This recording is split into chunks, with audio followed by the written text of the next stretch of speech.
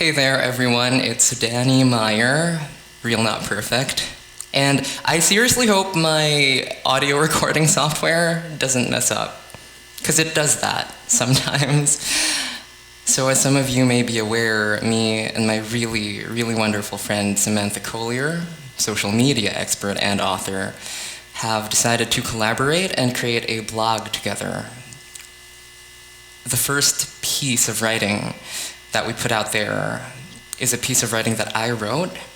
And honestly, I'm not sure how to say this in like a positive way. I'm not sure if there is, but it was hard to write. But I survived and I wrote it and we put it out there. Just for a little, I don't know how to put this, like bonus content, I'm gonna be reading the piece. I'm sorry if you hear like my AC or you hear like random sounds from the background. I live in a place in the Philippines. It's called Makati City, which is inside a place called Metro Manila. In other words, it's a very populated place, so you may hear like random sounds. I'm going to see if I can read the piece that I wrote. Thank you for listening.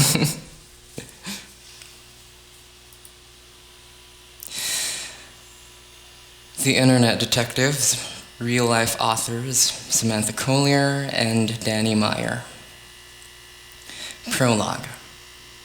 Are you speaking out of emotion, or are you speaking out of logic?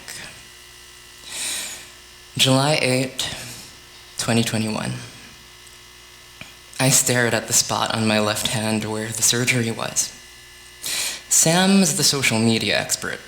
I'm just a guy who has learned to observe people, because it kept me alive. He said that you borrowed money and never paid him back, Sam told me. It was 3:26 a.m. in Metro Manila, and to say I was exhausted was an understatement. Ghosted. This has to be a joke, I thought to myself, slowly moving my fingers one by one, convincing myself I was still in control of them. This is why I've been put down and discarded and frozen out of everything by the only people I believed in for months. For more than half a year, I had been ignored, ostracized, and humiliated by a group of people I believed were my friends. I get it. Relationship drama happens. Perhaps it would have been so much easier to just let go and move on under other circumstances. But here, a part of the actual circumstances was that my connection and trust with these people had a lot to do with very unfortunate things I had endured in the past. Things like abuse of the sexual kind. It can't be, I thought. Not Liam. I don't trust just anyone. I'm not a mind reader, and I'm not God. And I don't know the future, and I don't know everything. In fact, most of the time I feel as though I know very little, in contrast with some people I admire. I feel stupid a lot of the time. Sometimes I feel like I make more mistakes than, well, anyone. But I don't trust just anyone. Not this person. Some names are changed here. At the moment, I don't believe any good would come of giving out their actual names. Even though they've given mine for, well, whatever pleasure some people, apparently, get out of libel or slander or damaging another human being beyond repair.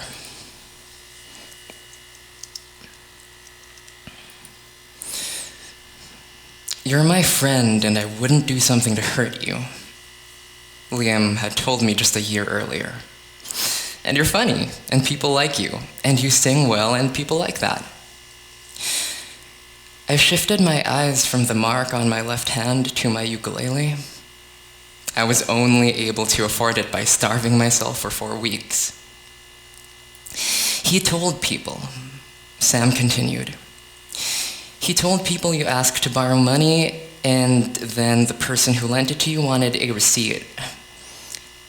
He said he would have gotten $30 and then another $30. He even said the fact that you never paid the $30 back was sus. Wow. I barely whispered the word. I didn't know what I was feeling. I am a 24-year-old human being currently living in the Philippines. I was born here, and for a lot of my life, I had been in what I can only describe as a very disturbing situation. I was consistently subjected to sexual abuse, and it hadn't stopped until fairly recently. Danny, Sam said, some people can slowly get your trust over time. Narcissistic people who feel that getting your vulnerabilities and then using them later is something they get off on. It's an ego trip. Something I already knew firsthand. When was the last time I trusted the wrong person in this way? The answer, January 4, 2010. Maybe I'll write about that in the future. Right now, that's not the point. How many of us have trusted someone over the internet? And how many of us have made the mistake of not observing, or perhaps, such as in my case, actually observing but willfully choosing to ignore certain behavioral red flags? Catch the shift. Is that what you're really saying? We're going to be talking a little bit about red flags here, as I mentioned a little bit earlier. And before I get a little bit into that, I want to talk about polygraphs, sometimes called lie detector machines. Work because of one simple reason. When a human lies, the human knows they are lying. More specifically, the body knows they are lying. This can cause changes in breathing. This can cause tension in the upper body. This can cause changes in a person's facial expression that only last for less than a second. And what else can it change? Verbal behavior. I'm going to show you 3 cues, behaviors that help you get a read on people. These shifts in behavior. These are shifts in behavior, or what I sometimes like to call bleeding information, that can let you know when you need to start paying more attention.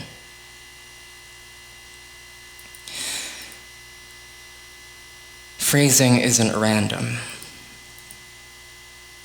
Leave me if the games don't show a throne. You don't want to suspect guilt or dishonesty from just one behavior you may have observed. You don't want to assume that someone is about to lie or is about to snap at you from just a single moment where you think something is off.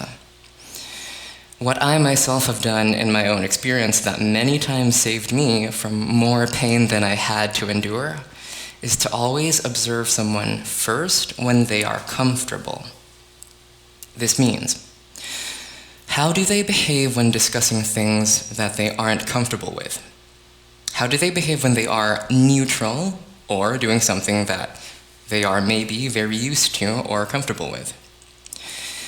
You need to pay attention to how they hold themselves, the movement of their hands or eyes, how they carry themselves when they are in their default setting. And then you need to pay attention to what changes when they are stressed. And I get it. Nowadays, so many connections are made just over the internet. Not to mention how much the coronavirus pandemic has made virtually everyone have to observe everything or listen or read from behind a screen, which is why the 3 behaviors I'll talk about here are verbal behaviors. Because sometimes the words people use are not what they actually mean. Through the internet. I know the handwriting's not yours. I'm going to focus on verbal behaviors. We can't always see a person's body in real time when we're on social media or on a messaging app. Whichever platforms we choose to make use of for the connections we make and keep, we won't necessarily always have the opportunity to take note of changes in someone's physical behavior. Item number 1. This is a waste of my time. Have you ever had a conversation with someone you may know well, and when you approached a certain topic, they attempted to shut it down? This happens a lot on social media. Take notice of which topics or discussions cause certain people to react in a way that clearly shows a shift in their emotional state. What comments have you seen over the week that show that a person wants to shut down a line of conversation, or that a person is unable to acknowledge something rationally, or in a manner that was calm or engaging, or in a manner that was definitely not their default? When you see this happen, and then in the future have a conversation with the individual who reacted in this way, pay attention to the words they use. And at the same time, also pay attention to the tone of their voice. This is called paying attention to their paralinguistic behavior whenever you decide to speak to them about whatever it was that caused the shifts. If you notice changes in the words they normally use around a certain topic, or the tone of their voice changes, consider it a red flag. They may be hiding something from you. Lying or deceiving someone is cognitively very hard work. Imagine writing a paper that has to be grammatically flawless and 50 pages long. Your deadline is tomorrow. Say you're a very good and very natural writer. Not too much of a problem. Yes? Now, imagine that just as you finish page 49, you get 2 phone calls, one after the other. The first is from your teacher saying that the paper was actually supposed to be condensed to just 20 pages long, and it has to be grammatically perfect in French. Every word you've typed is in English. No biggie, you live in Quebec. There's probably someone who speaks French downstairs. The second phone call that you get is from your child's school, and you learn that your daughter needs to be picked up from the principal's office. And then you learn that she was caught with contraband, and your ex-spouse can't pick her up because he's in prison, and the school is 2.5 hours away. Your daughter may actually be placed in a youth detention center. What happens to you physically in this situation? What do you think may change in the physical mannerisms, or what may be the noticeable shifts in the body of someone who is under this sort of stress? This brings us back to the polygraph concept. The body knows when we're lying. The body isn't the only thing that changes when we feel stressed or under the physical stress of when our bodies know we're lying or trying to deceive someone. Words can change too. Item number 2. Can you stop making this a bigger issue than it is? This is not a big deal. Here's the thing. People who are truthful will allow a small thing to be a small thing, and a big thing to be a big thing.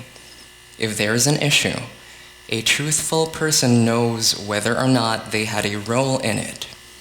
And if they did, a truthful person will speak about it matter-of-factly, without any oversells or attempts to embellish a point unnecessarily or prove something.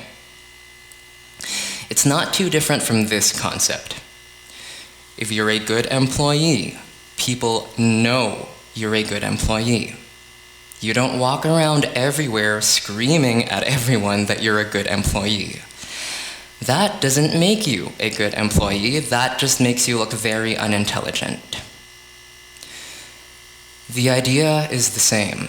On the internet, if you observe certain individuals always having to prove some form of an idea they have, or overselling themselves or their idea to people, or that something, some kind of idea about them is wrong, and in that over-the-top sort of way, consider it a red flag. Sometimes the individual who says something like, "This is not a big deal, stop making such a big deal out of this," knows it's a big deal. And that's why they react that way. Item number 3. You think I'm an asshole because you're selfish, you're conceited, and you think you're so much better than everyone. You may have heard of the psychological concept of projection. Have you ever met a person who maybe had a few extra pounds and always called people fat on the internet? Have you ever observed a person who may have gotten in trouble in high school for possession of drugs or alcohol, and then went on the internet to say to everyone else who would listen, "Are you high?" or "OMG, you're a dirty, drunk cunt, LOL. Are your kids in school, WTF?" Have you ever met a person you had a toxic relationship with who was abusive, who said to you things such as, "You criticized my weight and my lifestyle, you make fun of me, you are a toxic, manipulative, selfish, lying whore"? Sam and I are both on multiple platforms to be an active and supportive part of certain communities with people who we love and care about. Some of these groups are larger than others and tend to have a lot of, let's call them quote-unquote edgy people, a lot of edgy people in them, albeit they usually get banned permanently before anything amazing happens. I have seen the messages and heard the words in my own life and the lives of others. So what did I do in my own life that again has saved me from so much more pain than what I had to absolutely endure at the hands of my abusers, and ultimately allowed me to finally escape the situation that I was in? I paid attention to behavior, and I paid attention to words. What are they saying? What are they saying? How are they saying them? When you're on the internet, notice the individuals who tend to always attack others verbally. Who are they? What have they experienced? Are they credible or reliable sources when it comes to them throwing insults aimed at other people? Remember, when you're being attacked on the internet, ask yourself if this really and truly does have something to do with you. Sam and I both know that often a person's rudeness or negative behaviors toward other people is a reflection, or in some cases, a projection of them. Nobody is perfect. I certainly am not by the longest shot you can possibly imagine. I mean, have you seen my YouTube videos? Have you seen my skin and my teeth? Links will be provided, or just see my Twitter.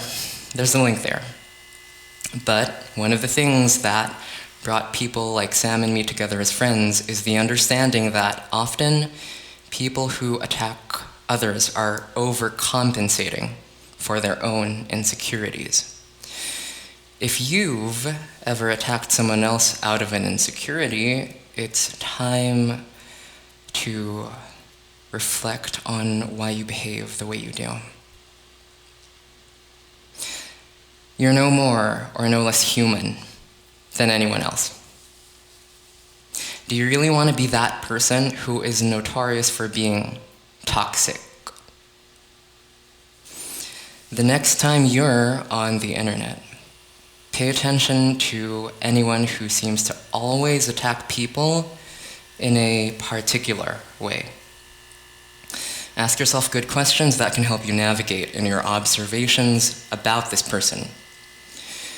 Using your energy to observe and learn, rather than using your energy and snapping back, is what saved me. It saves me to this day, and I'm still working to improve in any way I can. Conclusion, a prologue on red flags. There's a reason why I can tell when you're telling a lie.